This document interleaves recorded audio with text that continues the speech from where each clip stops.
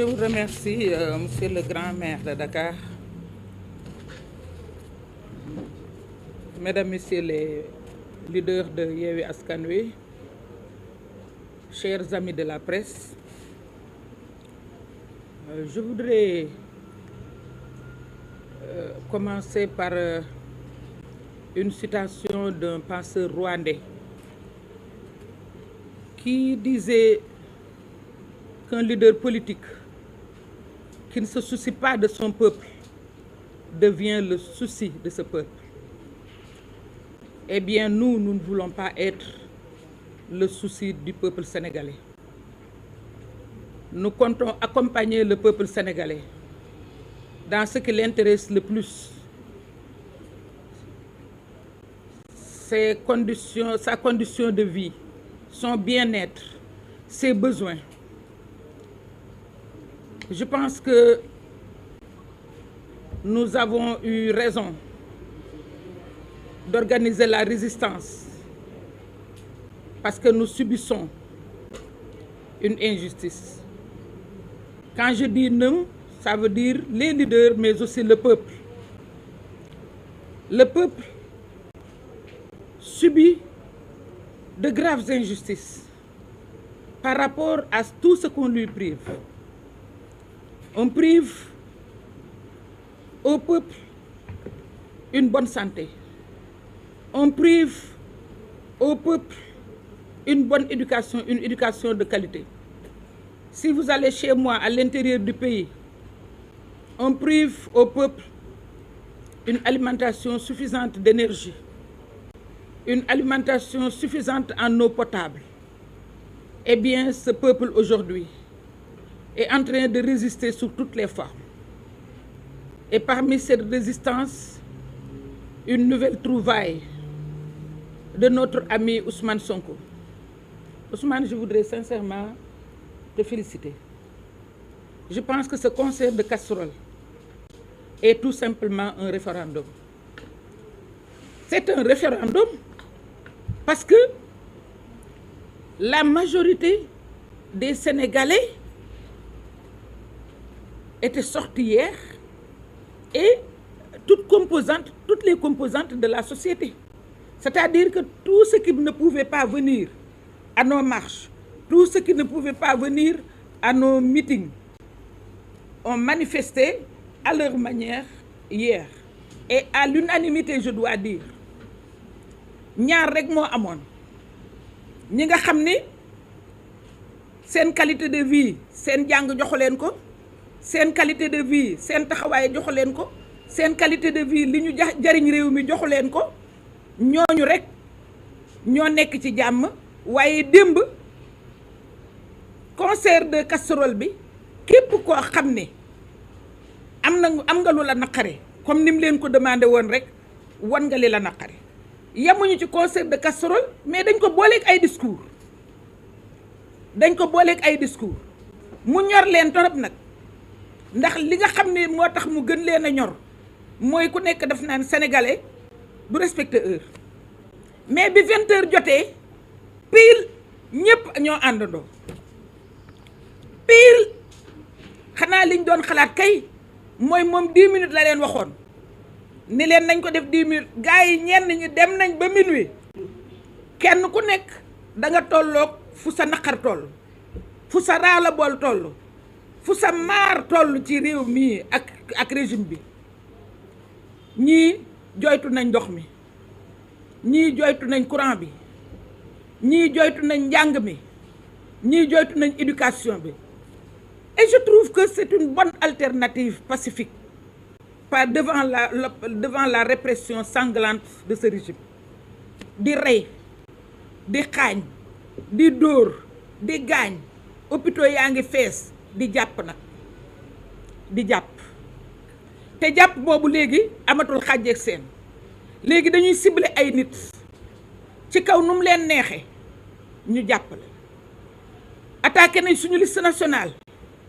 léegi ñu ngi dem ci département yi, xam naa ne leader yi dinañ ci dellu si. waaye ñu ngi koy wax ni ko li muy def xam nañ ko. liste nationale bi moo tey lim ci def parce que comme dama koy wax te duma ko noppee di ko wax vide juridique mësul nekk sanction pour benn liste d'autant plus que loo xam ne dañ ni booy invalider candidature bi mais mënul toucher recevabilité liste bi loolu yëpp waxuñu ko léegi nag mu ngi dem ci département yi surtout département yi ko gën a poser problème moo tax mu laal Mbacké moo tax mu laal Pikine moo tax mu laal Guédiawaye moo tax mu laal Ziguinchor na ko leer ni ko xam nañ fi mu jëm mais ñu ngi koy xaar parce que nag résistance bi du faillir benn yoon lii benn forme la woon bu élégante d'ailleurs boo xam ne apprécier nañ ko nag parce que dafa nekk une approche inclusive boo xam ne ku ci nekk wax nga ni nga ko bëggee ku ci nekk wane nga ni nga ko bëggee mais référendum la nag référendum la boo xam ni dañ ne woon ku bëgg ak ku d'accordul ñi d'accordul ñoo doon tëgg démb te nag unanimement la ñu manifesté wu référendum la référendum dañ naan oui ak non oui au régime de Macky Sall kenn déggu leen afon kenn déggu leen mais non au régime de Macky Sall moom riir na démb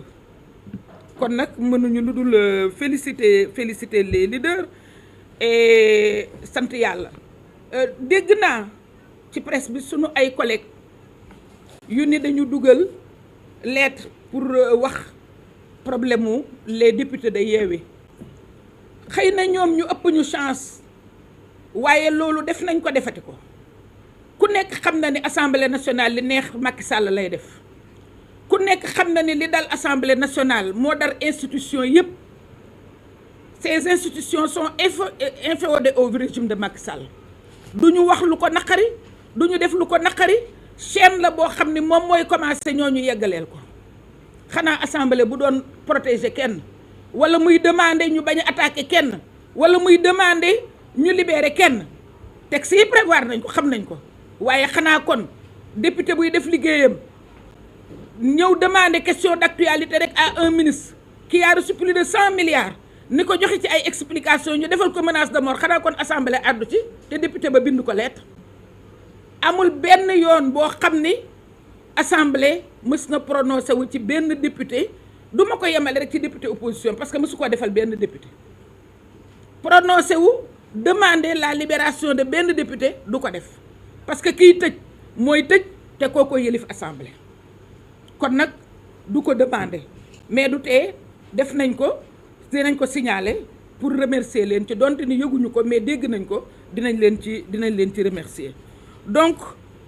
li nga xam ni moom moo ci injustice boobu nga xam ni dañu li Ernesto Che Guevara waxoon on commence à mourir quand on commence à garder le silence devant l'injustice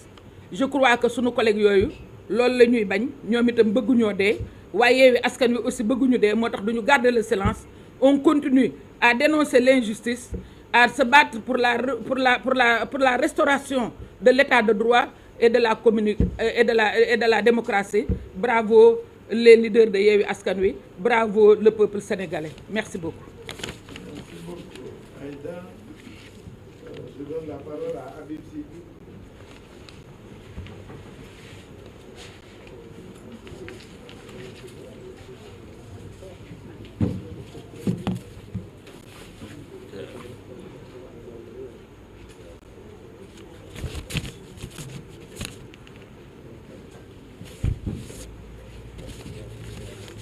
Bonjour ou bonsoir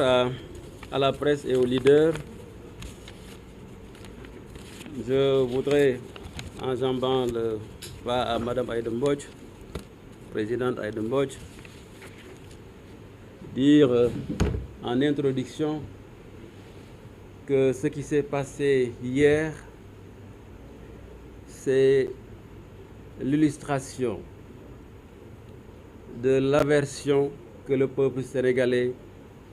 a pour Macky Sall et son régime. Et ce matin, d'ailleurs, en venant à ce matin, j'ai lu la presse écrite, et j'ai vu à la une le ministre des Finances se glorifier d'un taux de croissance de 7,8% projeté entre 2023 et 2025. Parlant d'ailleurs de taux de croissance, je dois dire, et il faut qu'on le comprenne, il y a une gravité au Sénégal. C'est qu'au moment de la reformulation des comptes du produit intérieur brut, beaucoup ne le savent pas, il y a été introduit